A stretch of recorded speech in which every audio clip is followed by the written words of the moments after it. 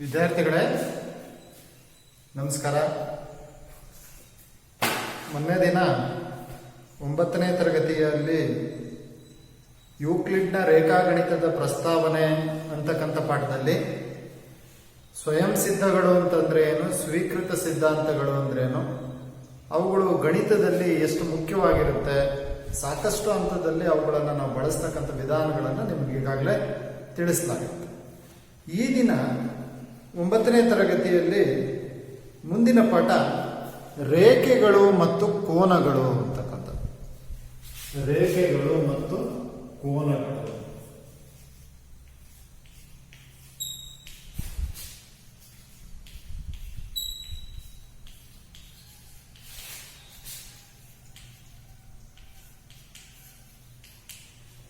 ಇದು ಕೂಡ ಇದರಲ್ಲಿರ್ತಕ್ಕಂಥ ಸಾಕಷ್ಟು ಪರಿಕಲ್ಪನೆಯನ್ನು ಕೂಡ ನಿಮಗೆ ಈಗಾಗಲೇ 8ನೇ ತರಗತಿನಲ್ಲಿ ಇರ್ತಕ್ಕಂಥದ್ದು. ನಾನು ಮೊನ್ನೆ ದಿನ ಹೇಳಿದ್ದೆ ನಿಮಗೆ, ಹೋದ ವರ್ಷ ನಿಮಗೆ 8ನೇ ಕ್ಲಾಸಲ್ಲಿ ಓದಿದ್ರು, ಅದು ಸ್ಟೇಟ್ ಸಿಲೆಬಸ್ ಆಗಿತ್ತು. 9ನೇ ತರಗತಿಯಲ್ಲಿ ನೀವು ಓದ್ತಾ ಇರ್ತಕ್ಕಂಥದ್ದು CBSE ಸಿಲೆಬಸ್ ಆಗಿರೋದ್ರಿಂದ ಅಲ್ಲಿರ್ತಕ್ಕಂಥ ಪಾಠ ಇಲ್ಲಿರ್ತಕ್ಕಂಥ ಕೆಲವು ಪಾಠಗಳು ರಿಪೀಟ್ ಆಗಿದೆ. ಬಟ್ ಈ ವರ್ಷದಿಂದ ಅಂಥ ಸಮಸ್ಯೆ ಇಲ್ಲ. ಯಾಕಪ್ಪ ಅಂತ ಹೇಳಿದ್ರೆ ಈ ವರ್ಷನೂ ಕೂಡ 8ರಲ್ಲಿ ಸಿಲೆಬಸ್ ಚೇಂಜ್ ಆಗಿರೋದ್ರಿಂದ, ಅದು ಕೂಡ CBSE ಮಾದರಿನಲ್ಲೇ ಇರೋದ್ರಿಂದ ಅಂಥ ಸಮಸ್ಯೆ ಆಗೋದಿಲ್ಲ ಅಂತ ಏನು ತೊಂದರೆ ಇಲ್ಲ. ಎರಡೆರಡು ಸರಿ ಓದಿದ್ರೆ ಇನ್ನೂ ಕೂಡ ಹೆಚ್ಚು ಪರ್ಫೆಕ್ಟ್ ಆಗುತ್ತೆ ಅಂತಕ್ಕಂಥ ದೃಷ್ಟಿಯಿಂದ ಈಗ ಇಲ್ಲಿ ನಮಗೆ ರೇಖೆಗಳು ಮತ್ತು ಕೋನಗಳು ಅಂತಕ್ಕಂಥ ವಿಚಾರದಲ್ಲಿ ಏನೇನು ಪರಿಕಲ್ಪನೆಗಳು ಬರುತ್ತೆ ಅಂತಕ್ಕಂಥದ್ದು ನಮಗೆ. ಈಗ ಕೋನ ಅಂತಂದ್ರೆ ಏನು ಅಂತಕ್ಕಂಥದ್ದು ನಿಮಗೆ ಈಗಾಗಲೇ ಗೊತ್ತಿರ್ತಕ್ಕಂಥ ವಿಚಾರ. ಏನ್ ಕೋನ ಅಂದ್ರೆ ಎರಡು ರೇಖೆಗಳು ಸಂಧಿಸಿದಾಗ ಕೋನಗಳು ಉಂಟಾಗುತ್ತೆ ಅಂತಕ್ಕಂಥದ್ದು. ಈ ತರ ಎರಡು ರೇಖೆ ಸೇರಿಸ್ತಾರೆ, ಇಲ್ಲಿ ಉಂಟಾಗ್ತಕ್ಕಂಥ ಈ ಜಾಗ ಏನಿದೆ ಇದನ್ನು ನಾವೇನಂತ ಕರಿತೀವಿ, ಕೋನ ಅಂತ ಕರಿತೀವಿ. ಇದನ್ನೆಲ್ಲ ಇಲ್ಲಿ ನಾವು ಯಾವುದೇ ಒಂದು ಕೋನವನ್ನ ಹೆಸರಿಸಬೇಕಾದ್ರೆ ನಾವೇನ್ ಮಾಡ್ತೀವಪ್ಪ ಅಂದ್ರೆ AOB ಅಂತ ಕರಿತೀವಿ. ಎಲ್ಲಿ ಕೋನ ಉಂಟಾಗಿರುತ್ತೋ ಆ ಅಕ್ಷರವನ್ನ ಮಧ್ಯದಲ್ಲಿ ಇರ್ತೀವಿ. ಇದನ್ನು ಸೂಚಿಸ್ತಕ್ಕಂಥ ವಿಧಾನ ಕೂಡ ನಿಮಗೆ ಗೊತ್ತಿದೆ. ಕೋನ AOB ಅಂತ ಸೂಚಿಸ್ತೀವಿ, ಅಥವಾ ಕೋನ AOB ಅಂತ ಈ ರೀತಿಯಲ್ಲಿ ಸೂಚಿಸ್ತೀವಿ. ಇವೆರಡು ಕೋನವನ್ನು ಉಂಟು ಮಾಡಿರ್ತಕ್ಕಂಥ ಕಿರಣ, ಕೋನವನ್ನು ಉಂಟು ಮಾಡಿರ್ತಕ್ಕಂಥ ಕಿರಣ. ಇದನ್ನ BOA ಅಂತ ಕರಿಬೋದಾ? ಹೌದು, ಕೋನ BOA ಅಂತ ಬೇಕಾದ್ರೂ ಕರಿಬಹುದು, ಕೋನ AOB ಅಂತ ಬೇಕಾದ್ರೂ ಕರಿಬಹುದು. ನಾವು ಬಾರಿ ಸರಿ ಹೇಳಿದ್ವಿ, ಈ ತರ ಒಂದೊಂದೇ ಕೋನಗಳಿದ್ದಾಗ ಸುಲಭವಾಗಿ ಗುರುತಿಸ್ತೀವಿ. ಅಥವಾ ಈ ರೀತಿ ಎರಡು ಕಿರಣಗಳು ಇಲ್ಲಿ ಛೇದಿಸಿದೆ ಅಂತ ಹೇಳಿದ್ರೆ ABCDE ಅಂತಕ್ಕಂಥ ಬಿಂದುವಿನಲ್ಲಿ ಛೇದಿಸಿದೆ ಅಂದ್ರೆ ಇಲ್ಲಿ ಕೋನವನ್ನು ಹೆಸರಿಸ್ತಕ್ಕಂಥದ್ದು ಹೇಗಪ್ಪ ಅಂದ್ರೆ, ಉದಾಹರಣೆ ನಂಬರ್ ಕೊಡ್ತಿದ್ದೀನಿ, 1 2 3 4 ಎಲ್ಲ 5ನೇ ಕ್ಲಾಸಿಂದ ಹೇಳ್ಕೊಟ್ಟಿರ್ತಾರೆ. ಆದ್ರೂ ಕೂಡ ಇನ್ನೊಂದ್ಸರಿ ಪುನರಾವರ್ತನೆ ಆಗಲಿ ಅಂತಕ್ಕಂಥ ದೃಷ್ಟಿಯಿಂದ ಹೇಳ್ತಕ್ಕಂಥದ್ದು. ಇಲ್ಲಿ ಕೋನ 1ಅನ್ನು ಹೇಗೆ ಹೆಸರಿಸ್ತೀರ ನೀವು ಹೇಳಿ? ಏನಂತ ಹೆಸರಿಸ್ತೀರಾ? ಕೋನ CEB ಅಂತ ಹೇಳ್ತೀವಿ. ಕೋನ 1 ಅಂತಂದ್ರೆ ಯಾವ್ದಿಲ್ಲ, ಕೋನ CEB ಅಥವಾ ಕೋನ BEC ಅಂತ ಹೇಳ್ತೀವಿ. ಹೌದಾ? ಇಲ್ಲಿ ಯಾವ ಕೋನವನ್ನ ಹೆಸರಿಸಬೇಕೋ ಆ ಎರಡೂ ರೇಖೆಗಳು ಸಂಧಿಸಿರ್ತಕ್ಕಂಥ ಬಿಂದು ಏನಿದೆ, E ಅಂತಕ್ಕಂಥ ಬಿಂದು, ಆ ಅಕ್ಷರ ಮಧ್ಯಕ್ಕೆ ಬರಬೇಕು. ಈ ರೇಖೆಗಳು ಎಲ್ಲೆಲ್ಲಿ ಹೋಗಿದಾವೆ? B ಒಂದು ಹೋಗಿದೆ ಈ ಬಿಂದುವಿನಿಂದ, ಇನ್ನೊಂದು C ಒಂದು ಹೋಗಿದೆ. ಆ ಎರಡು ಅಕ್ಷರಗಳು ಎಡಬದಿ ಒಂದು ಬಲಬದಿ ಒಂದು ಬರಬೇಕು. C ನಾರು ಫಸ್ಟ್ ಬರ್ಬೋದು, B ನಾರು ಫಸ್ಟ್ ಬರ್ಬೋದು. ಹಾಗಾಗಿ ಕೋನ 4ಅನ್ನು ಹೆಸರಿಸಿ ಕೇಳ್ತೀರ ನೀವು. ಏನ್ ಹೇಳಿದೀನಿ, ಎಲ್ಲಿ ಕೋನ ಉಂಟಾಗಿದೆಯೋ ಆ ಅಕ್ಷರ ಮಧ್ಯಕ್ಕೆ ಬರಬೇಕು, ಈ ಅಕ್ಷರ ಮಧ್ಯಕ್ಕೆ ಬರಬೇಕು. ಈ 4ಅನ್ನು ಉಂಟು ಮಾಡಿರ್ತಕ್ಕಂಥ ಬಾಹುಗಳು ಯಾವ್ಯಾವು ಅಥವಾ ಕಿರಣಗಳು ಯಾವ್ಯಾವು? ಒಂದು B ಅಂದ್ರೆ EB, B ಹೋಗಿದೆ, ಇನ್ನೊಂದು ED, D ಕಡೆ ಹೋಗಿದೆ. ಹಾಗಾಗಿ B ಒಂದು ಹಾಕಿ, D ಒಂದು ಹಾಕಿ, ಕೋನ BED ಆಯ್ತು 4. ಹಾಗಾದ್ರೆ ಎರಡನೇದು ಗೊತ್ತಾಯ್ತಲ್ವಾ? AEC. ಮೂರನೇದು AED ಅಥವಾ DEB. ಹೌದಾ? ಇದನ್ನು ತಪ್ಪು ಮಾಡಬಾರದು, ಕೋನವನ್ನು ಗುರುತಿಸ್ತಕ್ಕಂಥದ್ದನ್ನು ತಪ್ಪು ಮಾಡಬಾರದು. ಹಾಗೇನೆ ಕೋನವನ್ನ ಅಳೆಯಲಿಕ್ಕೆ ನಾವು ಉಪಯೋಗಿಸ್ತಕ್ಕಂಥ ಸಾಧನ ಯಾವುದು? ಕೋನ ಮಾಪಕ. ಹೌದಾ? ಕೋನದಲ್ಲಿ ಬೇರೆ ಬೇರೆ ವಿಧಗಳಿರ್ತಕ್ಕಂಥದ್ದು ಕೂಡ ನಿಮಗೆ ಈಗಾಗಲೇ ಗೊತ್ತಿರ್ತಕ್ಕಂಥದ್ದು. ನಾನು ಅವುಗಳ ಬಗ್ಗೆ ನಿಮಗೆ ಹೆಚ್ಚು ಎಕ್ಸ್ಪ್ಲನೇಷನ್ ಮಾಡಕ್ ಹೋಗೋದಿಲ್ಲ, ನೀವೇ ಅವುಗಳನ್ನು ಬರ್ಕೋಬೇಕು. ಯಾವ್ಯಾವ ರೀತಿಯ ಕೋನಗಳಿದೆ, ಲಘು ಕೋನ, ಇವನ್ನೆಲ್ಲ ನೀವು ಬರೀಬೇಕು. ಲಘು ಕೋನ, ಆಮೇಲೆ ಲಂಬ ಕೋನ,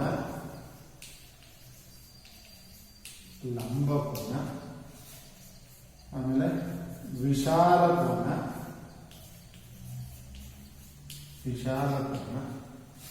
ನಂತರ ಸರಳ ಕೋನ, ಹಾಗೆಯೇ ಸರಳಾಧಿಕ ಕೋನ, ಆಮೇಲೆ ಪೂರ್ಣ. ಇವು ಕೋನದ ಬೇರೆ ಬೇರೆ ವಿಧ. ಇವೆಲ್ಲ ನಿಮಗೆ ಗೊತ್ತಿರ್ತಕ್ಕಂಥದ್ದು. ನಾನೇನು ಈ ಡೆಫಿನೇಷನ್ಗಳನ್ನು ಏನು ಬರ್ಸೋದಿಲ್ಲ, ನೀವೇನೆ ಬರ್ಕೋಬಹುದು. ಸುಮ್ಮನೆ ಒಂದ್ಸರಿ ರೀಕಾಲ್ ಮಾಡಿಬಿಟ್ಟು ಮುಂದಕ್ಕೆ ಮಾಡಿ. ಲಘು ಕೋನ ಅಂತಂದ್ರೇನು?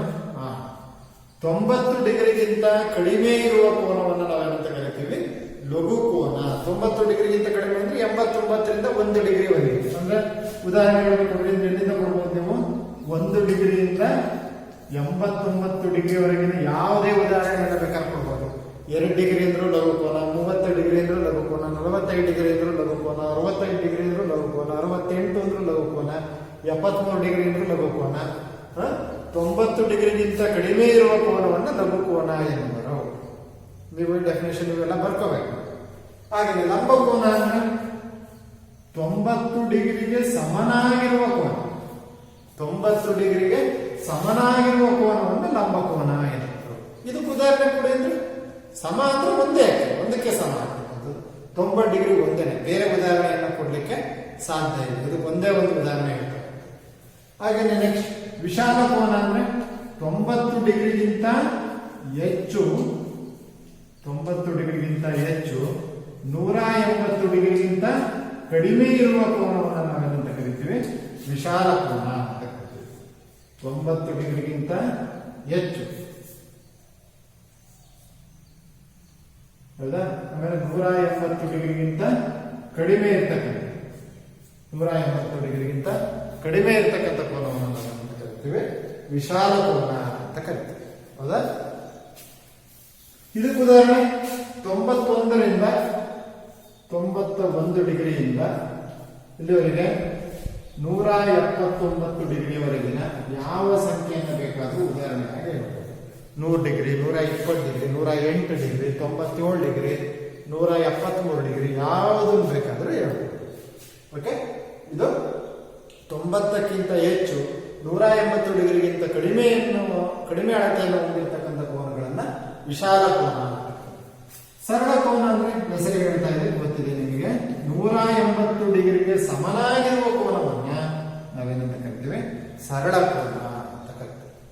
ಹಾಗೆ ಸರಳಾಧಿಕ, ಅಧಿಕ ಅಂದ್ರೆ ಜಾಸ್ತಿ, ಸರಳಕ್ಕಿಂತ ಅಧಿಕ. ಸರಳ ಅಂದ್ರೆ ಗೊತ್ತಿದೆ ನಿಮಗೆ 180ಕ್ಕಿಂತ ಹೆಚ್ಚು 360 ಡಿಗ್ರಿಗಿಂತ ಕಡಿಮೆ ಇರುವ ಕೋನವನ್ನು ನಾವೇನಂತ ಕರಿತೀವಿ?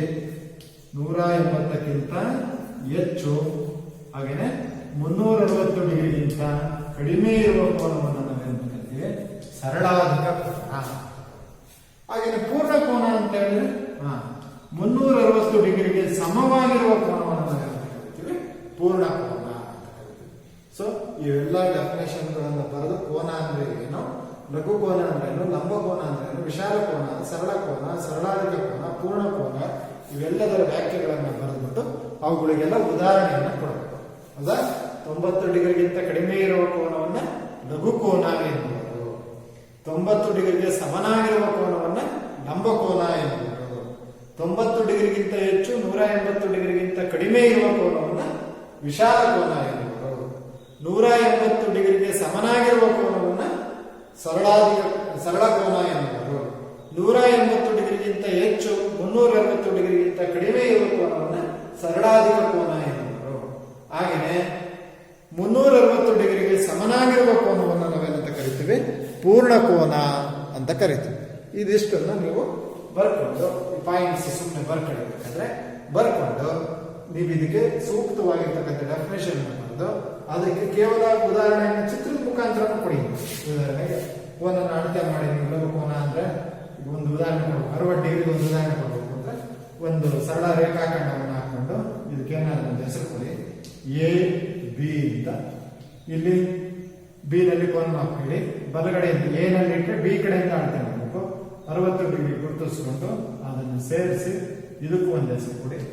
ಈ ರೀತಿಯಲ್ಲಿ ನೀವು ಕೋನವನ್ನು ಗುರುತಿಸಬೇಕು. ಓಕೆ, ಎಲ್ಲವಕ್ಕೂ ಉದಾಹರಣೆಯನ್ನು ಕೊಡಬೇಕು.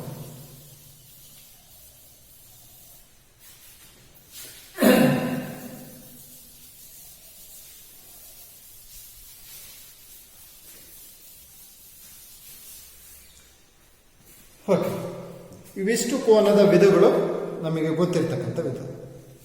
ಈಗ ಛೇದಿಸುವ ರೇಖೆಗಳಲ್ಲಿ ಒಂದು ಕೆಲವು ಜೋಡಿ ಕೋನಗಳು ಅಂತಕ್ಕಂಥದ್ದು ಬರುತ್ತೆ. ಅದರಲ್ಲಿ ಕೆಲವು ವಿಚಾರಗಳನ್ನು ನಾವು ನೋಡೋಣ. ಏನಪ್ಪ, ಯಾವುದೇ ಎರಡು ಸರಳ ರೇಖೆ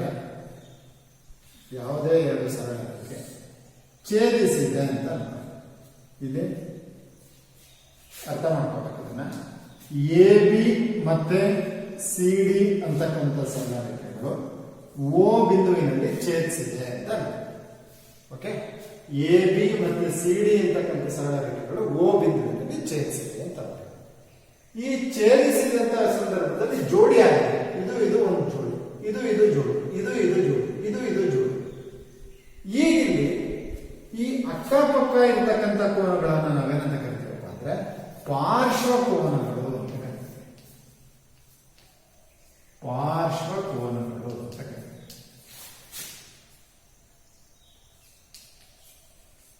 ಪಾರ್ಶ್ವ ಕೋನಗಳು. ಓಕೆ, ಏನಾಗಲ್ಲ ಪಾರ್ಶ್ವ ಕೋನಗಳು ಅಂತಂದ್ರೆ ಏನು ಕಂಡೀಷನ್ಸ್ ಅಥವಾ ಈಗೂ ಬರ್ಬೋದು.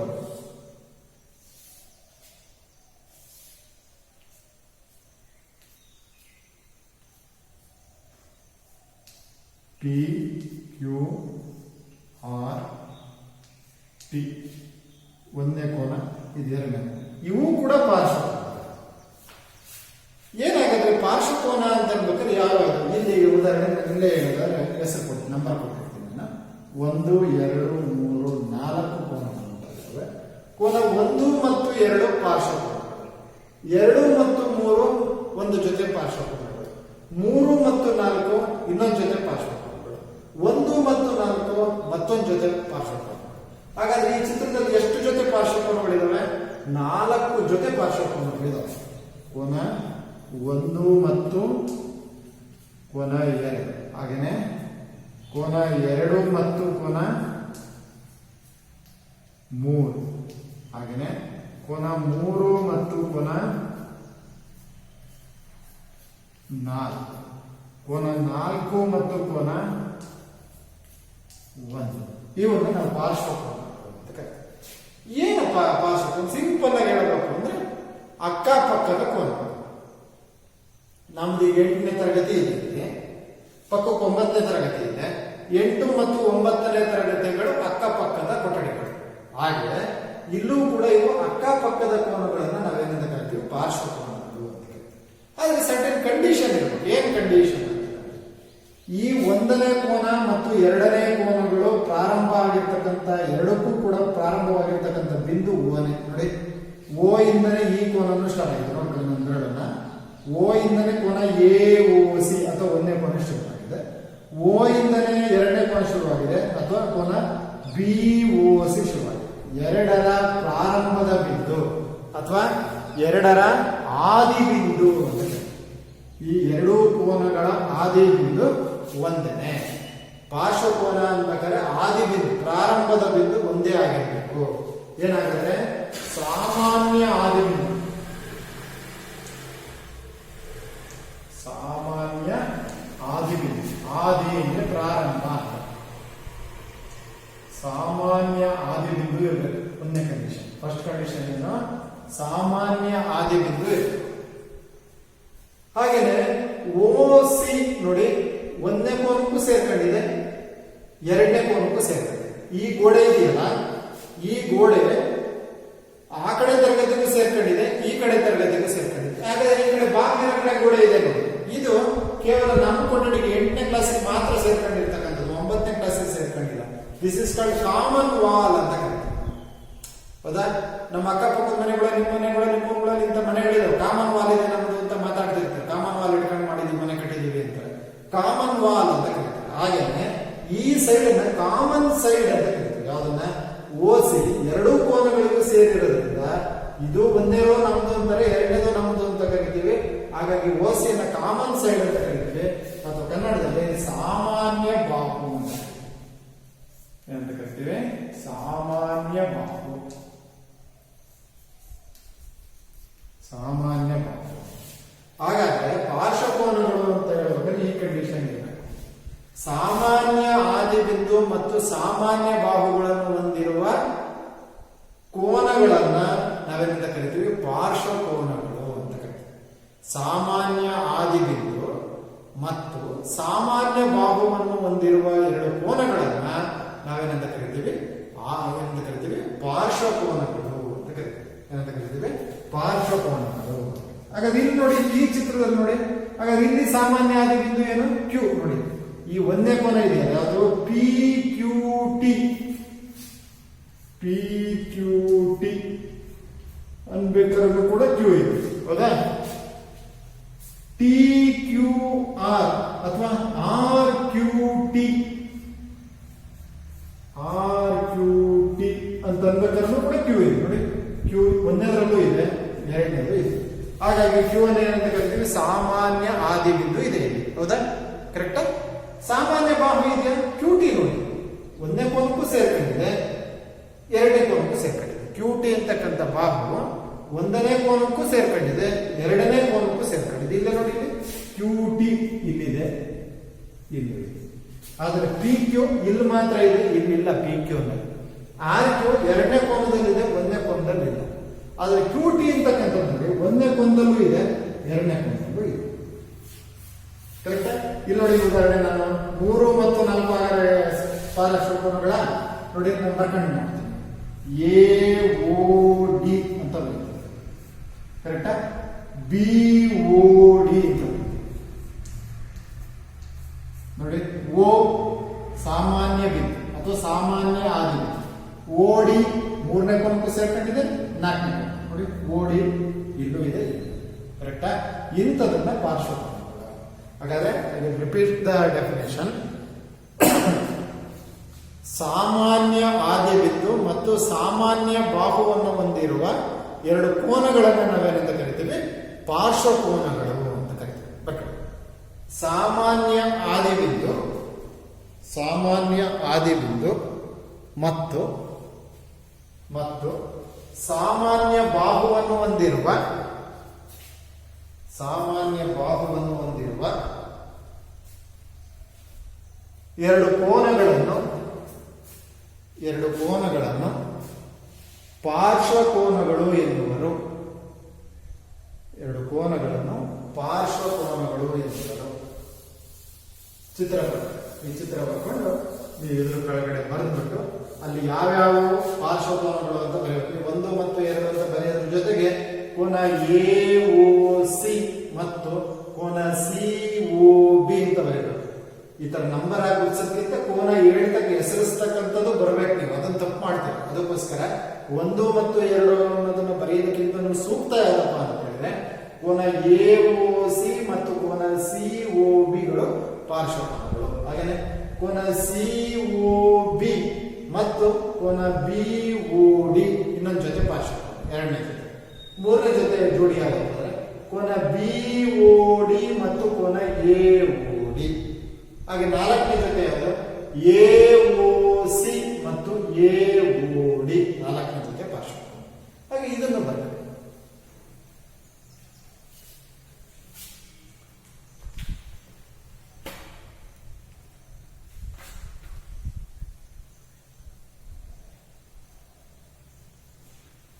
ಇಲ್ಲಿ ಕೋನ ಪಿ ಕ್ಯೂ ಟಿ ಮತ್ತು ಕೋನ ಟಿ ಕ್ಯೂ ಆರ್ ಪಾರ್ಶ್ವಕೋನಗಳು ಅಂತ ಬರೆದು ಪ್ರತಿಯೊಂದು ಪಾರ್ಶ್ವಕೋನವನ್ನ ಬರೆದ ಕೋನದ ಮುಂದೆ ಅದರ ಮುಂದೆ ಏನ್ ಬರೀಬೇಕಪ್ಪ ಅಂದ್ರೆ ಅದರಲ್ಲಿ ಸಾಮಾನ್ಯ ಆದಿಬಿಂದು ಯಾವುದು, ಸಾಮಾನ್ಯ ಬಾಹು ಯಾವುದು ಅಂತ ಬರೀಬೇಕು.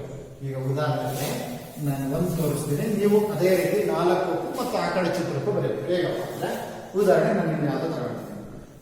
ಕೋನ ಎ ಪಾರ್ಶ್ವಕೋನಗಳು ಅಂತ ಇಟ್ಟು ಕೊಟ್ಟಿರ್ತೀರಾ, ಅದರ ಕೆಳಗಡೆ ಎ ಓ ಡಿ ಮತ್ತು ಕೋನ ಬಿ ಓ ಡಿ ಅಂತ ಒಂದ್ ಜೊತೆ ಪಾರ್ಶ್ವಕೋನ ಬರ್ಕೊಂತೀನಿ. ಒಂದನೇದು ಅಂತ ಬರ್ಕೊಂತೀನಿ. ಅಥವಾ ಒಂದನೇದ, ಎರಡನೇದ, ಐದನೇದ ನೀವು ಎಷ್ಟೇನು ಮಾಡ್ಕೊಂತೀರ. ಇಲ್ಲಿ ಕೆಳಗಡೆ ಓ ಸಾಮಾನ್ಯ ಆದಿಬಿಂದು, ಓ ಸಾಮಾನ್ಯ ಆದಿಬಿಂದು. ನಾನು ತಂದಿರೋದು ಯಾವುದು? ಎ ಓ ಡಿ ಮತ್ತೆ ಬಿ ಓ ಡಿ. ಹೌದಾ? ಹಾಗಾದ್ರೆ ಸಾಮಾನ್ಯ ಬಾಹು ಯಾವುದು? ಓಡಿ, ಓಡಿ ಸಾಮಾನ್ಯ ಬಾಹು ಅಂತ ಗುರುತಿಸ್ಬೇಕು. ಪ್ರತಿಯೊಂದು ಜೊತೆನಲ್ಲೂ ಈ ಗುರುತಿಸ್ಬೇಕು. ಅರ್ಥ ಆಗಬಹುದು. ಪ್ರತಿಯೊಂದು ಜೊತೆನಲ್ಲೂ ಕೂಡ ಈ ಅಂಶವನ್ನು ಗುರುತಿಸ್ಬೇಕು.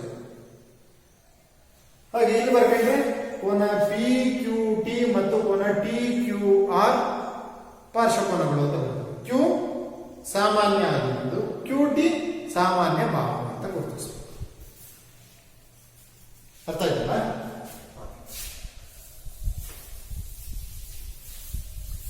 ಈಗ ನಮಗೆ ಪಾರ್ಶ್ವಕೋನಗಳು ಅಂತಂದ್ರೆ ಏನು ಅಂತಕ್ಕಂಥದ್ದು ಗೊತ್ತಾಯ್ತು. ಸಿಂಪಲ್ ಆಗಿ ನಾವು ಕೇಳ್ಕೋಬೇಕಂದ್ರೆ ಅಕ್ಕಪಕ್ಕ ಇರ್ತಕ್ಕಂಥ ಕೋನಗಳನ್ನು ಪಾರ್ಶ್ವಕೋನಗಳು ಅಂತ ಕರೀತೀವಿ.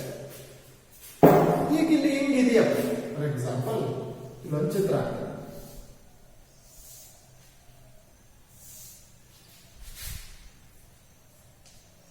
A B C D E ಅಂತ ಇವೆರಡು ಅಕ್ಕಪಕ್ಕನೇ ಇದಾವೆ. ಇವೆರಡು ಹಾಗಾದ್ರೆ ಪಾರ್ಶ್ವಕೋನಗಳ ಹೇಳ್ಬೋದ ಪಾರ್ಶ್ವಕೋನಗಳು ಅಂತ? ಆಗಲ್ಲ. ಯಾಕೇಳಿ? ಇವೆರಡು ಅಕ್ಕಪಕ್ಕ ಇದಾವೆ ಹೊರತು ಮೊದಲನೇ ಕೋನ ಪ್ರಾರಂಭ ಆಗಿರ್ತಕ್ಕಂಥ ಬಿಂದು ಬಿ, ಎರಡನೇ ಕೋನ ಪ್ರಾರಂಭ ಆಗಿರ್ತಕ್ಕಂಥ ಬಿಂದು ಸಿ. ಹಾಗಾಗಿ ಇವುಗಳನ್ನು ನಾವು ಪಾರ್ಶ್ವಕೋನಗಳು ಅಂತ ಕರೆಯಲಿಕ್ಕೆ ಬರೋದಿಲ್ಲ. ಪಾರ್ಶ್ವಕೋನಗಳು ಅಂದ್ರೆ ಅವೆರಡರ ಉಗಮ ಒಂದೇ ಬಿಂದು ಆಗಿರಬೇಕು. ಅವೆರಡು ಪ್ರಾರಂಭ ಆಗಿರ್ತಕ್ಕಂಥದ್ದು ಒಂದೇ ಬಿಂದುವಿನಿಂದ ಪ್ರಾರಂಭ ಆಗಿದೆ. ಅವೆರಡಕ್ಕೂ ಒಂದೇ ಸಾಮಾನ್ಯ ಬಾಹು ಆಗಿರೋದ್ರಿಂದ ಇವುಗಳನ್ನು ನಾವು ಪಾರ್ಶ್ವಕೋನಗಳು ಅಂತ ಹೇಳಲಿಕ್ಕೆ ಸಾಧ್ಯ ಇಲ್ಲ ಅಂತಕ್ಕಂಥದ್ದು ಗೊತ್ತಿರುತ್ತೆ. ಮಕ್ಕಳೇ, ಪಾರ್ಶ್ವಕೋನಗಳನ್ನ ಗುರುತಿಸ್ಕೊಳ್ತಕ್ಕಂಥದ್ದು, ಪತ್ತೆ ಹಚ್ಚತಕ್ಕಂಥದ್ದು ತುಂಬಾ ಮುಖ್ಯ. ಯಾಕಪ್ಪ ಅಂದ್ರೆ ಮುಂದೆ ಭಾರಿ ಸರಿ ನಾವು ಬಳಸ್ತಿದ್ದೇವೆ ಪ್ರಮೇಯಗಳನ್ನು ಮಾಡಬೇಕಾದ್ರೆ ಮತ್ತು ಸಾಕಷ್ಟು ಸಂದರ್ಭದಲ್ಲಿ ಇವುಗಳನ್ನು ಬಳಸೋದ್ರಿಂದ ನೀವು ಇದನ್ನು ಚೆನ್ನಾಗಿ ಜ್ಞಾಪಕ ಇಟ್ಕೋಬೇಕು. ಈಗ ಮುಂದಿದ್ದು ಆಧಾರ ಪ್ರತಿಜ್ಞೆ. ಆಧಾರ ಪ್ರತಿಜ್ಞೆ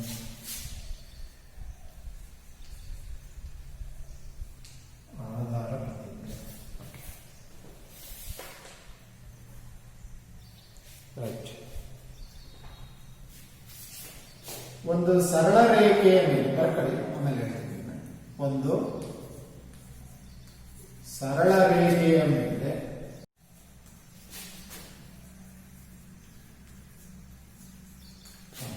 ಕಿರಣವು ನಿಂತಾಗ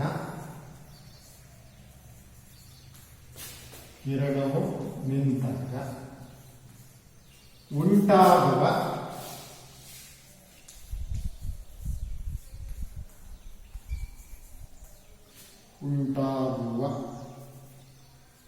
ಪಾರ್ಶ್ವಕೋನಗಳ ಮೊತ್ತ,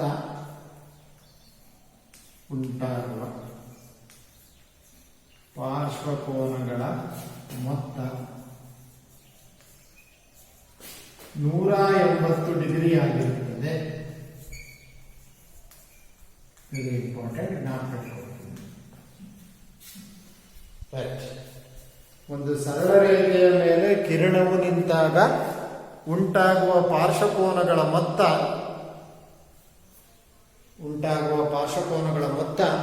180 ಡಿಗ್ರಿ ಆಗಿರುತ್ತದೆ.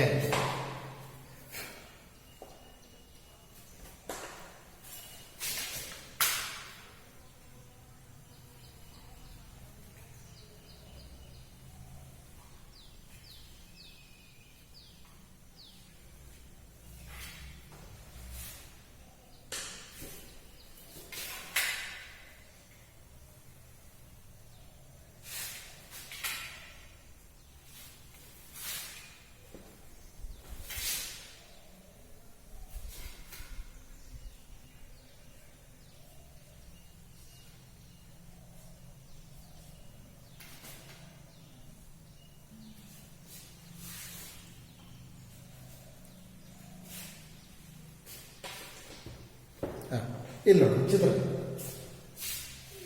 ಇದೊಂದು ಸರಳ ರೇಖೆ. ಅದು ಎ ಬಿ ಅಂತಕ್ಕಂಥದ್ದು ಒಂದು ಸರಳ ರೇಖೆ.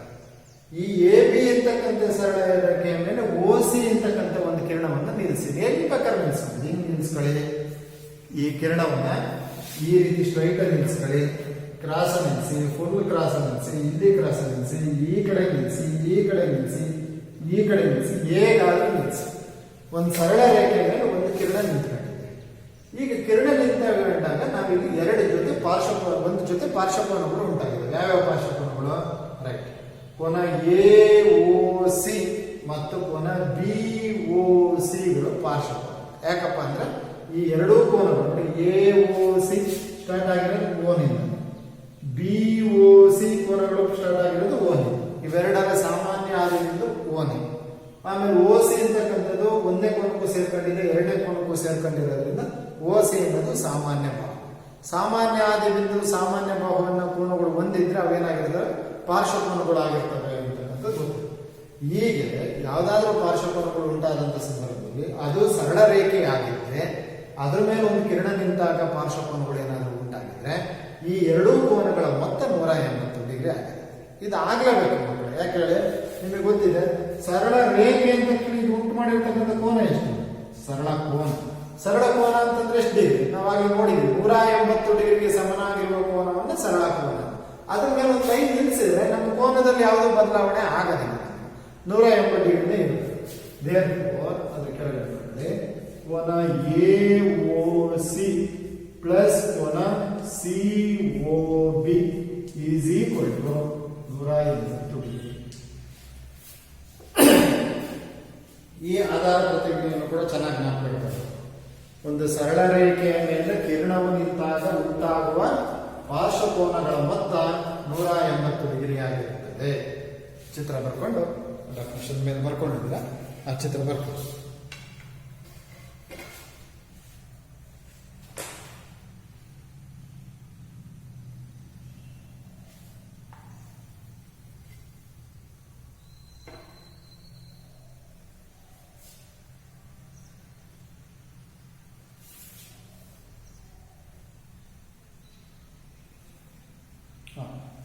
ಇದರ ವಿಲೋಮನು ಕೂಡ ಹೇಳ್ತೀವಿ. ಆಧಾರ ಪ್ರತಿಜ್ಞೆಯ ವಿಲೋಮ ಏನ್ ಹೇಳುತ್ತಪ್ಪ ಅಂತ ಹೇಳಿದ್ರೆ, ಈ ಆಧಾರ ಪ್ರತಿಜ್ಞೆಯ ವಿಲೋಮ ಏನ್ ಬದಲಾವಣೆ ಆಗುತ್ತಪ್ಪ ಅಂದ್ರೆ, ಈಗಿಲ್ಲಿ ಇವೆರಡೂ ಪಾರ್ಶ್ವಕೋನಗಳು, ಹೌದಾ? ಇವೆರಡು ಪಾರ್ಶ್ವಕೋನ. ವಿಲೋಮ ಅಂದ್ರೆ ಇದರಿಂದ ಉಲ್ಟ ಮಾಡಿ ಹೇಳ್ತಾರೆ. ನಿಮಗೆ ಮುಂದೆ ಇನ್ನು ಚೆನ್ನಾಗಿ ಗೊತ್ತಾಗುತ್ತೆ. ಎರಡು ಪಾರ್ಶ್ವಕೋನಗಳಲ್ಲಿ ಸಾಮಾನ್ಯವಲ್ಲದ ಬಾಹುಗಳು 3 ಬಾಹು ಇದಾವೆ. ಯಾವುದು? ಓ ಎ ಅನ್ನೋದೊಂದು ಬಾಹು ಇದೆ, ಓ ಸಿ ಅನ್ನೋದೊಂದು ಬಾಹು ಇದೆ, ಓ ಬಿ ಅನ್ನೋದೊಂದು ಬಾಹು ಇದೆ. ಪಾರ್ಶ್ವಕೋನಗಳಲ್ಲಿ ಸಾಮಾನ್ಯವಲ್ಲದ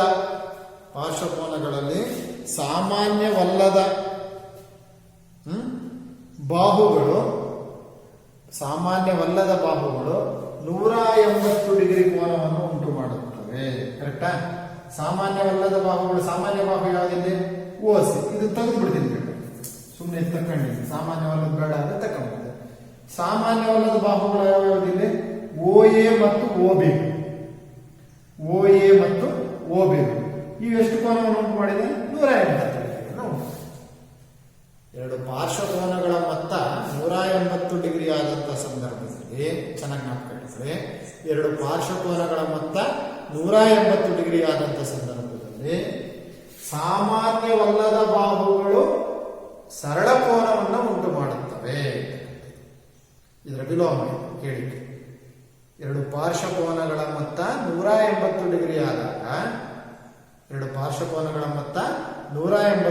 ಆದಾಗ, ಸಾಮಾನ್ಯವಲ್ಲದ ಬಾಹುಗಳು, ಓಸಿ ಸಾಮಾನ್ಯ ಬಾಹು ಇತ್ತು, ಅದು ಬೇಡ ಅಂತ ನಾವು ತೆಗೆದಿನಿಂದ ಸಲ್ಲಿಸಿ ಗಳಿಸಿ ಅದಿದೆ ಅನ್ಕೋಬೇಕು. ಅದಿಲ್ಲದೆ ಇದ್ರೆ ನಾವು ಪಾರ್ಶ್ವಕೋನ ಅಂತ ಹೇಳಿ ಬರೋದಿಲ್ಲ.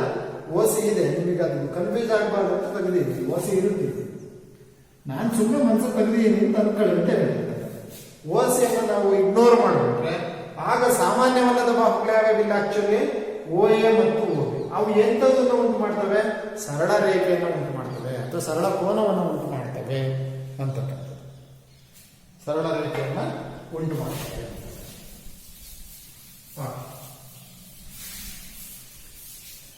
ನೆಕ್ಸ್ಟ್ ಮುಂದಿನ ಆಧಾರ ಪ್ರತಿಜ್ಞೆ. ನಂಬರ್ ಬೇಕಾದ್ರೆ ಹಾಕೋಬಹುದು. ಆಧಾರ ಪ್ರತಿಜ್ಞೆ 2 ಅಂತ ಹಾಕೊಳ್ಳಿ, ಇಲ್ಲ ಸುಮ್ಮನೆ ಆಧಾರ ಪ್ರತಿಜ್ಞೆ ಅಂತ ಬರ್ಕೊಂಡ್ರು ಆಯ್ತು. ಮುಂದಿನ ಆಧಾರ ಪ್ರತಿಜ್ಞೆ ಏನಂದ್ರೆ, 2 ಸರಳ ರೇಖೆಗಳು ಛೇದಿಸಿದಾಗ,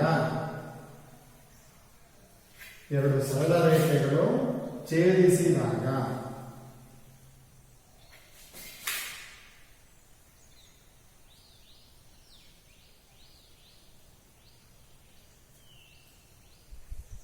P Q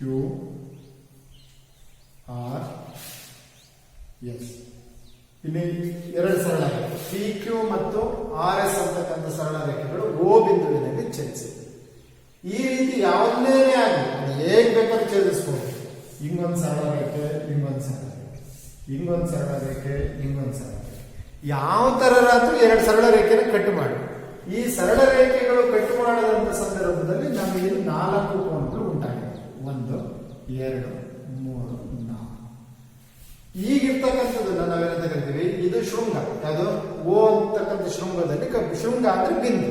ಓ ಅಂತಕ್ಕಂಥ ಶೃಂಗದಲ್ಲಿ ಪಿ ಕ್ಯೂ ಮತ್ತು ಆರ್ ಎಸ್ ಅಂತಕ್ಕಂಥ ಸರಳ ರೇಖೆಗಳು ಪರಸ್ಪರ ಛೇದಿಸಿವೆ. ಛೇದಿಸೋದಂದ್ರೆ ಕತ್ತರಿಸೋದು. ಗೊತ್ತಾಯ್ತಾ? ಸಂಸದ್ಬೇಕು, ಸಂಸದನ್ನು ಜಸ್ಟ್ ಟಚ್ ಮಾಡೋದು. ಛೇದಿಸೋದು ಅದನ್ನ ಪಾಸ್ ಆದ ಹೋಗ್ಬೇಕು. ಅರ್ಥ ಆಯ್ತಾ? ಇಂಥ ಸಂದರ್ಭದಲ್ಲಿ 4 ಕೋನಗಳು ಉಂಟಾಗಿದೆ. ಈ ಕೋನಗಳಲ್ಲಿ ಈ 2 ಮತ್ತು 4ನೇ ಅಂತ ಕರಿತೀವಿ. ಓ ಅಂತಕ್ಕಂಥ ಶೃಂಗಕ್ಕೆ ಅಭಿಮುಖ. ಅಭಿಮುಖ ಅಂದ್ರೆ ಎದುರು ಬರುತ್ತೆ. 2 ಮೇಲ್ಗಡೆ ಇದೆ, 4 ಕೆಳಗಡೆ ಇದೆ. ಅದನ್ನು ಅಭಿಮುಖ, ಎದುರೆದುರುಗಡೆ ಇರ್ತದೆ. ಈಗ ನಾನು ಮತ್ತು ನೀವು ಅಭಿಮುಖವಾಗಿದ್ದೀವಿ, ಹೌದಾ? ಎದುರು ಬದುರು ಇರ್ತಕ್ಕಂಥದ್ದನ್ನ ಅಭಿಮುಖ ಅಂತ ಕರಿತೀವಿ. ಹಾಗೆ 1 ಮತ್ತು 3 ಅವು ಕೂಡ ಅಭಿಮುಖವಾಗಿ. ಇದು ಎಡಗಡೆ ಇದೆ, ಅದು ಬಲಗಡೆ ಇದೆ. ಹುಡುಗರು ಎಡಗಡೆ ಕೂತಿಲ್ಲ, ಹುಡುಗಿಯರು ಬಲಗಡೆ ಕೂತಿದ್ದಿಲ್ಲ ಅಂದ್ರೆ ಅಭಿಮುಖವಾಗಿ ಕೂತಿದ್ದೇನೆ ಅಂತ. ಗೊತ್ತಾಯ್ತಾ? ಇವನ್ನೇನಂತ ಕರಿತೀವಿ, ಅಭಿಮುಖ ಕೋನಗಳು ಅಂತ ಕರಿತೀವಿ. ಯಾವ್ಯಾವನ್ನ? 2 ಮತ್ತು 4, 2 ಮತ್ತು 4. ಹಾಗೇನೆ 1 ಮತ್ತು 3, 1 ಮತ್ತು ಕೋನ 3 ಅಭಿಮುಖ ಕೋನಗಳು. ಯಾವುದಕ್ಕೆ ಅಭಿಮುಖವಾಗಿದ್ದಾವೆ? ಈ ಶೃಂಗಕ್ಕೆ. ಎಲ್ಲಿ ಛೇದನ ಬಿಂದು ಇದೆಯಲ್ಲ, ಆ ಛೇದಿಸಿರ್ತಕ್ಕಂಥ ಶೃಂಗಕ್ಕೆ ಅಭಿಮುಖ, ಎದುರು ಬದುರು ಇರ್ತಕ್ಕಂಥ. 2ರ ಅಭಿಮುಖ 4, 4ರ ಅಭಿಮುಖ 2, 1ರ ಅಭಿಮುಖ 3, 3ರ ಅಭಿಮುಖ 1. ಸೊ 2 ಸರಳ ರೇಖೆಗಳು ಛೇದಿಸಿದಾಗ, 2 ಸರಳ ರೇಖೆಗಳು ಛೇದಿಸಿದಾಗ ಆ ಛೇದನ ಬಿಂದುವಿಗೆ ಅಭಿಮುಖವಾಗಿರುವ ಕೋನಗಳನ್ನು ನಾವೇನಂತ ಕರಿತೀವಿ? ಶೃಂಗಾಭಿಮುಖ ಕೋನಗಳು. ವರ್ಟಿಕಲಿ ಆಪೋಸಿಟ್ ಆಂಗಲ್ ಅಂತ ಕರಿತೀವಿ ಇಂಗ್ಲಿಷ್. ಶೃಂಗಾಭಿಮುಖ ಕೋನಗಳು.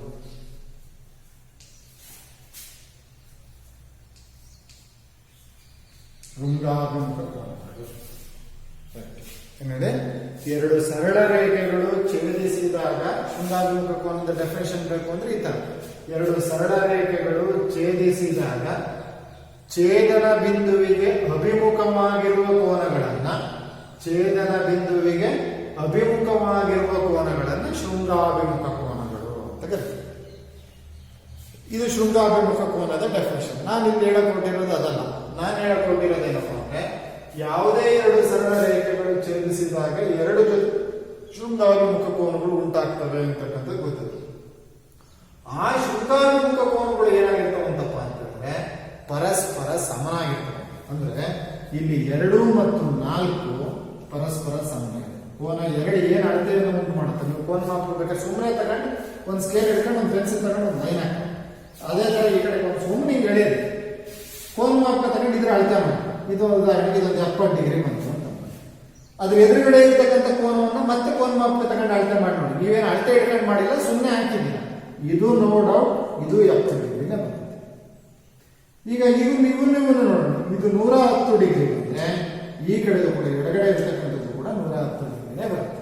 ಹಾಗಾಗಿ ನಮ್ಮ ಆಧಾರ ಪ್ರತಿಜ್ಞೆ ಏನು ಹೇಳುತ್ತಪ್ಪ ಅಂದ್ರೆ, 2 ಸರಳ ರೇಖೆಗಳು ಛೇದಿಸಿದಾಗ ಉಂಟಾಗುವ ಶೃಂಗಾಭಿಮುಖ ಕೋನಗಳು ಸಮನಾಗಿರುತ್ತವೆ.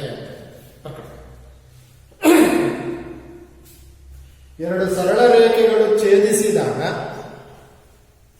2 ಸರಳ ರೇಖೆಗಳು ಛೇದಿಸಿದಾಗ, ಎರಡು ಸರಳ ರೇಖೆಗಳು ಛೇದಿಸಿದಾಗ ಉಂಟಾಗುವ, ಎರಡು ಸರಳ ರೇಖೆಗಳು ಛೇದಿಸಿದಾಗ ಉಂಟಾಗುವ ಶೃಂಗಾಭಿಮುಖ ಕೋನಗಳು, ಎರಡು ಸರಳ ರೇಖೆಗಳು ಛೇದಿಸಿದಾಗ ಉಂಟಾಗುವ ಶೃಂಗಾಭಿಮುಖ ಕೋನಗಳು ಪರಸ್ಪರ ಸಮನಾಗಿರುತ್ತವೆ.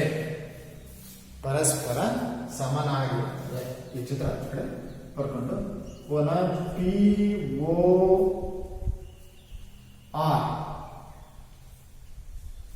is equal to SOQ. ಹಾಗೇನೆ ಕೋನ POS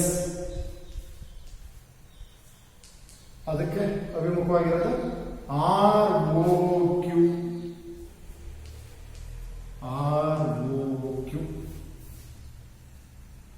ಅದು ಎಲ್ಲಿ ಬೇಕಾದ್ರೂ ಆಗ್ಬೋದು ಮಕ್ಕಳ. ನೋಡಿ, ಈಗ ನಾನು ಇಲ್ಲಿ ಇಲ್ಲೊಂದು ಚಿತ್ರ ಹಾಕಿದ್ದೀನಿ. ಇಲ್ಲಿ ನಾನು ಸುಮ್ಮನೆ ನಮ್ಗೆ ಇದು ಕೊಡ್ತೀನಿ, ABCD ಅಂತ ಹೆಸರು. ಹಾಗಾದ್ರೆ ಇಲ್ಲಿ ಯಾವ್ಯಾವ ಶೃಂಗಾಭಿಮುಖ ಕೋನ? ಸುಲಭ ಇದೆ, ಇಂಟು ಶೇಪ್. ಬಟ್ ಶೃಂಗಾಭಿಮುಖ ಕೋನ ಅಂದ ತಕ್ಷಣ ಇಂಟು ಶೇಪ್ ಅಲ್ಲಿ ಇರುತ್ತೆ. ಈ ಪಾಯಿಂಟ್ ಆ ಕಡೆ ಬಂದು ಈ ಕಡೆ ಬಂದು ನೋಡ್ಕೊಂಡ್ರಿ. A ಮತ್ತು C, B ಮತ್ತು D, B ಮತ್ತು D. A ಹಾಗಾದ್ರೆ ಯಾವ್ದು ಸಮ ಇರುತ್ತೆ? A is equal to ಕೋನ C. ಸಿಮಿಲರ್ಲಿ ಕೋನ B is equal to ಕೋನ D. ಹೌದಾ? ಶೃಂಗಾಭಿಮುಖ ಕೋನ ಗುರುತಿಸಬೇಕು ಅಂದ್ರೆ ಇಂಟು ಶೇಪ್ ಅಲ್ಲಿ ಇರುತ್ತೆ. ಎದುರುಗಡೆ ಇರ್ತಕ್ಕಂಥ ಗುರುತಿಸೋದು ನಿಮಗೆ ಗೊತ್ತಿದೆ. ಕೋನ A is equal to C, ಕೋನ D is equal to B. ಶೃಂಗಾಭಿಮುಖ ಕೋನ ಯಾವಾಗಲೂ ಕೂಡ ಸಮ ಇರ್ತವೆ. ಇದನ್ನ ಬರ್ತಾರೆ.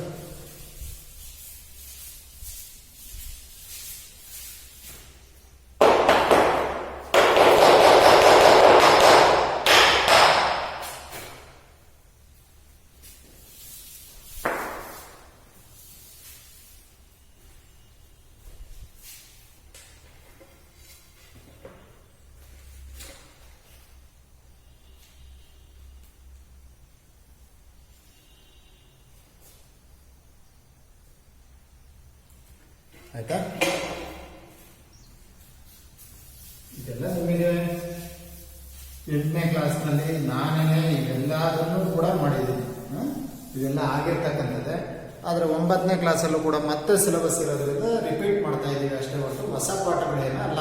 ಕೆಲವು ಸಮಸ್ಯೆಗಳು ಹೊಸದಾಗಿದ್ದಾವೆ ಹೊರತು ಈ ಆಧಾರ ಪ್ರತಿಜ್ಞೆ ಆಗಲಿ, ಸ್ವಯಂ ಸಿದ್ಧಗಳಾಗಲಿ, ಸ್ವೀಕೃತ ಸಿದ್ಧಾಂತಗಳಾಗಲಿ, ಈ ಹೇಳಿರ್ತಕ್ಕಂಥ ಹೇಳಿಕೆಗಳಾಗಲಿ, ಇದರಲ್ಲಿ ಯಾವುದೂ ಕೂಡ ಬದಲಾವಣೆಗಳು ಇಲ್ಲ. ನಿಮ್ಮೆಲ್ಲರಿಗೂ ಕೂಡ ಇದು ಹೋದ ವರ್ಷ ಆಗಿರ್ತಕ್ಕಂಥ ಪಾಠನೆ ಅಂತಕ್ಕಂಥದ್ದನ್ನ ಇನ್ನೊಂದ್ಸರಿ ನಿಮಗೆ ಜ್ಞಾಪಿಸ್ತಾ ಇವುಗಳನ್ನು ಸರಿಯಾಗಿ ನೋಟ್ಸ್ ಮಾಡಿಕೊಂಡು ಕರೆಕ್ಟಾಗಿ ಕಲ್ತ್ಕೊಳ್ತೀವಿ. ಓಕೆ, ಸುಮ್ಮನೆ ಇದ್ರ ಮೇಲೆ ಲೆಕ್ಕಗಳನ್ನು ಮಾಡೋಣ. ಈಗ ನಾವೆರಡು ಆಧಾರ ಪ್ರತಿಜ್ಞೆಗಳು ಹೇಳಿದ್ವಿ. ಒಂದೇನೋ, ಒಂದು ಸರಳ ರೇಖೆಯ ಮೇಲೆ ಕಿರಣವು ನಿಂತಾಗ ಉಂಟಾಗುವ ಪಾರ್ಶ್ವಕೋನಗಳ ಮೊತ್ತ 180 ಡಿಗ್ರಿ ಆಗಿರುತ್ತೆ ಅಂತಕ್ಕಂಥದ್ದು ಒಂದು. ಇನ್ನೊಂದು, ಎರಡು ಸರಳ ರೇಖೆಗಳು ಛೇದಿಸಿದಾಗ ಉಂಟಾಗುವ ಶೃಂಗಾಭಿಮುಖ ಕೋನಗಳು ಸಮನಾಗಿರುತ್ತವೆ ಅಂತಕ್ಕಂಥದ್ದು ಒಂದು. ನಮ್ಮ ಹತ್ರ ವಿ ಹ್ಯಾವ್ 2 ಪಾಸ್ಟ್ಯುಲೇಟ್ಸ್, ಎರಡು ಆಧಾರ ಪ್ರತಿಜ್ಞೆ ಇರ್ತದೆ. ಅವುಗಳ ಮೇಲೆ ಲೆಕ್ಕ ಮಾಡೋಣ. ಓಕೆ, ಚಿತ್ರದಲ್ಲಿ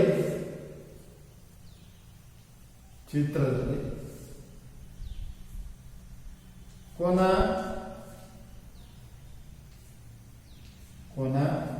BOC,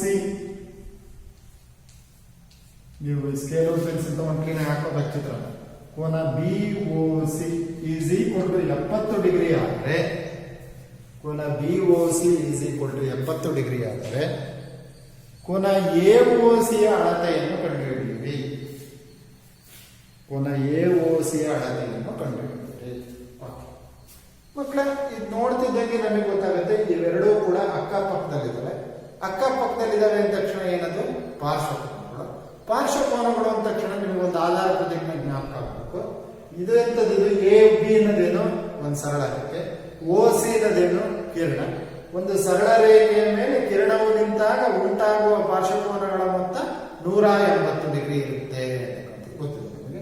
ಅದರ ಒಂದು ಕೊಟ್ಟಿದ್ದಾನೆ, ಇನ್ನೊಂದು ಕಂಡುಹಿಡಿಯೋದೇನು ಕಷ್ಟ ಅಲ್ಲ, ಸುಲಭವಾಗಿ ನಾವು ಏನ್ ಮಾಡ್ಕೊಳ್ಳೋಣ. ಕೋನ AOC ಪ್ಲಸ್ ಕೋನ COB is equal to 180 degree. A O C ಕಂಡುಹಿಡಿಯಬೇಕು ಹಾಗೆ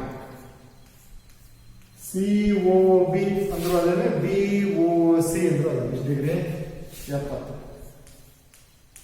ಈಸ್ ಈಕ್ವಲ್ ಟು 150. ಯಾವ್ದು ಅಳತೆ ಕಂಡುಹಿಡಿಯಬೇಕು ಅದಕ್ಕೆ ಎಡಗಡೆ ಹಾಗೆ ಕೋನ A O C is equal to 180 minus 70. ಕೋನ A O C is equal to 180ಗೆ 70 ಹೋದ್ರೆ 110. ಸರಿನಾ? ಅರ್ಥ ಆಯ್ತಲ್ಲ? ಸುಲಭ ಇದೆ.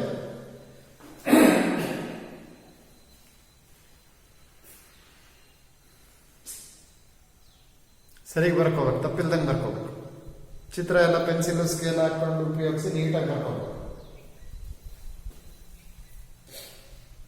ನೋಟ್ಸ್ ಮಾಡಿರ್ಬೇಕು. ಈಗಾಗಲೇ 2 ಪಾಠ ಮುಗಿಸಿ 3ನೇದನ್ನು ಶುರು ಮಾಡಿದ್ದೀನಿ. ಈ 3 ಪಾಠಗಳ ನೋಟ್ಸ್, 3ನೇ ಪಾಠ ಏನು ನಾನು ಎಲ್ಲಿವರೆಗೆ ಪಾಠ ಮಾಡಿದ್ದೀನ ಅಲ್ಲಿವರೆಗೆ ನೋಟ್ಸ್ ಕಂಪ್ಲೀಟ್ ಇರಬೇಕು. ವಿದ್ಯಾಗಮ ತರಗತಿಗೆ ಬಂದಾಗ ನಿಮ್ಮ ಎಲ್ಲಾ ನೋಟ್ಸ್ಗಳನ್ನು ಕೂಡ ಪರಿಶೀಲನೆ ಮಾಡಲಾಗುತ್ತೆ.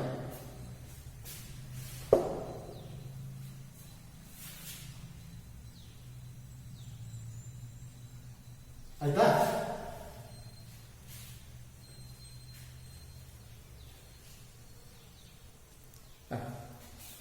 ನೆಕ್ಸ್ಟ್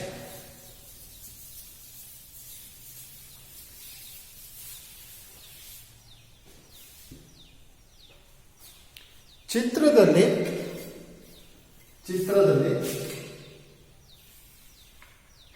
ಕೋನ ಎ ಒ ಡಿ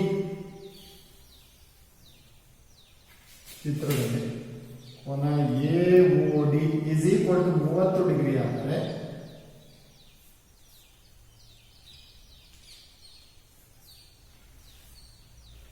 ಉಳಿದ ಕೋನಗಳನ್ನು ಕಂಡುಹಿಡಿಯಿರಿ.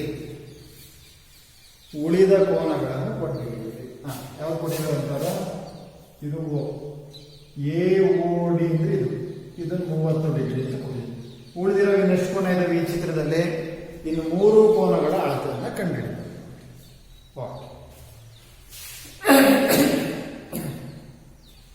ಕೆಲವು ಲೆಕ್ಕಗಳಿಗೆ ಆಧಾರ ಪ್ರತಿಜ್ಞೆ 1ಅನ್ನೇ ಬಳಸಬಹುದು, ಕೆಲವು ಲೆಕ್ಕಗಳಿಗೆ ಆಧಾರ ಪ್ರತಿಜ್ಞೆ 2ಅನ್ನೇ ಬಳಸಬಹುದು, ಕೆಲವು ಲೆಕ್ಕಗಳಿಗೆ ನಾವು 2ಅನ್ನೂ ಬಳಸಬಹುದು. ಈಗ ಇಲ್ಲಿ ಇದು ಆ ರೀತಿಯ ಲೆಕ್ಕ, 2 ಆಧಾರ ಪ್ರತಿಜ್ಞೆಗಳನ್ನು ಬಳಸಿ ನಾವು ಈ ಲೆಕ್ಕವನ್ನು ಮಾಡಬಹುದು. ಈಗ ಇಲ್ಲಿ ಇದು 30 ಡಿಗ್ರಿ ಇದೆ ಅಂದ್ರೆ ನೀವು ನೋಡಿದ ತಕ್ಷಣ ಗೊತ್ತಾಗುತ್ತೆ. ಹಾಗಾದ್ರೆ ಇದೆಷ್ಟಿರಬೇಕು? 30 ಅಲ್ವಾ? ಯಾಕೆ? ಇವೆರಡು ಎಂಥ ಕೋನಗಳು? ಶೃಂಗಾಭಿಮುಖ ಕೋನಗಳು. ನಮ್ಮ ಆಧಾರ ಪ್ರತಿಜ್ಞೆನಲ್ಲೇ ನಾವು ಹೇಳಿದ್ದೀವಿ, 2 ಸರಳ ರೇಖೆಗಳು ಛೇದಿಸಿದಾಗ ಉಂಟಾಗುವ ಶೃಂಗಾಭಿಮುಖ ಕೋನಗಳು ಸಮನಾಗಿರುತ್ತವೆ ಅಂದ್ರೆ ಇದು 30 ಇದ್ರೆ ಇದು 30 ಇರಬೇಕು. ಅದು ಬರುತ್ತೆ.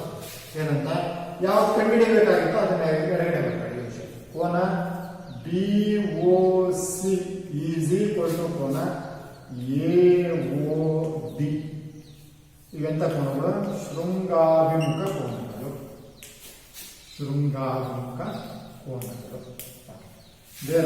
ಕೋನ ಬಿ ಒ ಸಿ ಅಳತೆ ಗೊತ್ತಿಲ್ಲ, ಹಾಗೆ ಎ ಒ ಡಿ ಅಂದ್ರೆ ಎಷ್ಟು? 30. 1 ಕಂಡು. ಹೌದಾ? ಇನ್ನೆರಡು ಕಂಡು. ಎ ಬಿ ಅನ್ನೋದು ಎಂತದ ಮಕ್ಕಳ? ಸರಳ. ಓಡಿ ಅನ್ನೋದೇನು? ಕಿರಣ. ಸರಳ ರೇಖೆಯ ಮೇಲೆ ಕಿರಣವು ನಿಂತಾಗ ಉಂಟಾಗುವ ಪಾರ್ಶ್ವಕೋನಗಳ ಮೊತ್ತ 180 ಡಿಗ್ರಿ ಇರುತ್ತೆ. ಆಧಾರ ಪ್ರತಿಜ್ಞೆ 1. ಸೊ ದೇರ್ಫೋರ್ ಕೋನ ಎ ಒ ಡಿ ಪ್ಲಸ್ ಕೋನ ಡಿ ಒ ಬಿ, ಚಿತ್ರ ನೋಡಿ ಕರೆಕ್ಟಾಗಿ ಬರ್ಕೋಬೇಕು, ಈಸ್ ಈಕ್ವಲ್ ಟು 180. ಅಲ್ಲಿ ಬರೀರಿ ಆಧಾರ ಪ್ರತಿಜ್ಞೆ ಅಂತ ಬ್ರಾಕೆಟ್ ಅಲ್ಲಿ ಕಾರಣ ಏನು ಅಂತ ಬರೀಬೇಕು. ಕಾರಣ ಏನು? ಆಧಾರ ಪ್ರತಿಜ್ಞೆ. ಮುಂದೆ ಹೇಳಿ ಆಧಾರ ಪ್ರತಿಜ್ಞೆ. ಓಕೆ. ಎ ಒ ಡಿ ಗೊತ್ತಿದೆ 30, ಡಿ ಒ ಬಿ ಕಂಡುಹಿಡಿ ಹಾಗೆ ಈಸ್ ಈಕ್ವಲ್ ಟು 180. ಸಂಖ್ಯೆನೆಲ್ಲ ಒಂದು ಕೋನ D O B is equal to plus ಇರೋದು ಆ ಕಡೆ ಹೋದ್ರೆ ಮೈನಸ್ 180 ಮೈನಸ್. ದೇರ್ಫೋರ್ ಕೋನ D O B is equal to ಎಷ್ಟಾಯ್ತು? 5. ಕರೆಕ್ಟಾ? ಇದು ಸಿಕ್ತು. ಇದರ ಅರ್ಥ ಎಷ್ಟು ಸಿಕ್ತು ನಿಮಗೆ? 50 ಡಿಗ್ರಿ ಅಂತ ಈಗ ಸಿಕ್ತು. ಗೊತ್ತಾನೆ? ಈಗ 50 ಡಿಗ್ರಿ ಆದರೆ ಈಗ ಸುಲಭ ಗೊತ್ತಾಗ್ತದೆ. ಇದು 50 ಆಯ್ತು ತಕ್ಷಣ, ಸಾರಿ 50 ಅಲ್ಲ, ಎಷ್ಟಾಯ್ತು? 100 ಆಗಿರ್ತಲ್ಲ. ಹ ಅಲ್ವಾ 180 ಮೈನಸ್ 30 ಅಂದ್ರೆ 150 ಹೌದಾ 150 ಡಿಗ್ರಿ ಆಯ್ತು. ಇದು 150 ಡಿಗ್ರಿ ಆಯ್ತು ಅಂದ್ರೆ ಇದು ಅದು ಕೂಡ 150. ಯಾಕೆ ಇವೆರಡು ಒಂದು ಜೊತೆ ಶೃಂಗಾಭಿಮುಖ ಕೋನ. ಶೃಂಗಾಭಿಮುಖ ಕೋನಗಳು ಏನಾಗಿರ್ತವೆ ಸಣ್ಣ, ಅದನ್ನೇ ಬರೆದ್ವಿ ಏನು ಕೋನ AOC ಈಸ್ ಈಕ್ವಲ್ ಟು ಕೋನ DOB ಬ್ರಾಕೆಟ್ ಅಲ್ಲಿ ಶೃಂಗಾಭಿಮುಖ ಕೋನಗಳು AOC ಕಂಡುಹಿಡಿಯಬೇಕಾಗುತ್ತೆ. DOB ಬೆಲೆ ಆಲ್ರೆಡಿ ಬಂದಿದೆ ಎಷ್ಟು 150. ಕರೆಕ್ಟಾ ಬರ್ಕಟ್ ಸರ್.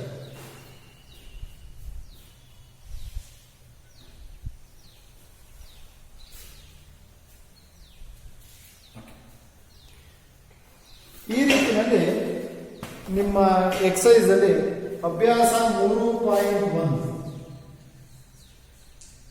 ಅಭ್ಯಾಸ 3.1 ಪೇಜ್ ನಂಬರ್ 46 ಪೇಜ್ ನಂಬರ್ 5. ಯಾವ್ಯಾವ್ದು ಲೆಕ್ಕಗಳು ಸುಲಭವಾಗಿ ನಮ್ಮ ಕೈಯಲ್ಲಿ ಸಾಲ್ವ್ ಮಾಡಬಹುದು ಅಂತ ಅನ್ಸುತ್ತೋ ಅಂತ ಲೆಕ್ಕಗಳನ್ನು ನೀವು ಮಾಡಿ. ಬರದೇ ಇದ್ರೆ ನಾನು ಮುಂದಿನ ತರಗತಿಯಲ್ಲಿ ನಾನು ನಿಮಗೆ ಯಾವ ಕ್ಲಿಷ್ಟಕರ ಸಮಸ್ಯೆಗಳು ಗೊತ್ತಾಗುತ್ತೆ ನಿಮಗೆ ಅಂತ ಲೆಕ್ಕಗಳನ್ನು ನಾನು ಮಾಡಿಸ್ತೇನೆ. ಓಕೆ, ಅರ್ಥ ಆಯ್ತಲ್ಲ? ಸೊ ಇವತ್ತು ನಾವು ರೇಖೆಗಳು ಮತ್ತು ಕೋನಗಳಲ್ಲಿ ಕೋನದ ವಿಧಗಳು, ಕೋನದ ಅರ್ಥ, ಮತ್ತೆ ಪಾರ್ಶ್ವಕೋನ ಅಂತಂದ್ರೆ ಏನು, ಶೃಂಗಾಭಿಮುಖ ಕೋನಗಳು ಅಂತೇನು, ಪಾರ್ಶ್ವಕೋನಗಳು ಮತ್ತು ಶೃಂಗಾಭಿಮುಖ ಕೋನಗಳಿಗೆ ಸಂಬಂಧಪಟ್ಟಂತೆ 2 ಆಧಾರ ಪ್ರತಿಜ್ಞೆಗಳನ್ನು ಕಲಿತುಕೊಂಡು ಆ ಆಧಾರ ಪ್ರತಿಜ್ಞೆಗಳ ಮೇಲೆ 2 ಲೆಕ್ಕಗಳನ್ನು ಮಾಡಿಸಿದ್ದೇನೆ. ಇದಕ್ಕೆ ಸಂಬಂಧಪಟ್ಟಂತ ಲೆಕ್ಕಗಳನ್ನು ನೀವು ಅಭ್ಯಾಸದಲ್ಲಿ ಇರ್ತಕ್ಕಂಥ ಲೆಕ್ಕಗಳನ್ನು ನೀವು ಮಾಡಿರಬೇಕು. ಓಕೆ, ಧನ್ಯವಾದ.